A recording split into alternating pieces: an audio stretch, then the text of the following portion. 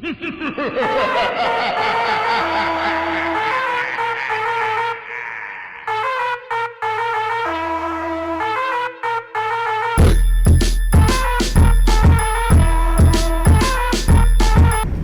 going on, YouTube?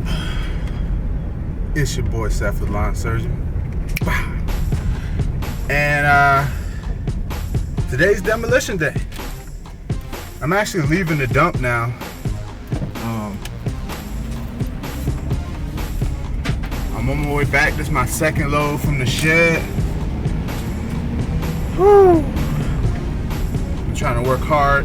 And then, so the people from the shed place, they called me early. They were supposed to come at 3, and they called me early. They said, we need to come early because it might rain. It's supposed to rain at 5, so I'm like, what in the world? Because if they don't, they said we can't come if it starts raining. So if they don't come, all my stuff is gonna be out in the yard, you know? Crazy. So on my way back, my father-in-law is still there. He's breaking down the rest of the stuff, and we're gonna get this last load on. But I'm gonna give y'all a little flashback of what we've been doing all day. My dad came over and helped for a couple of hours, and my father-in-law's been helping out. And we broke the shed down. Took some work. I know I'm gonna be sore tonight, but I'm gonna be real happy when that new shed comes. I might even sleep in it, you know. Alright, I'll check y'all later.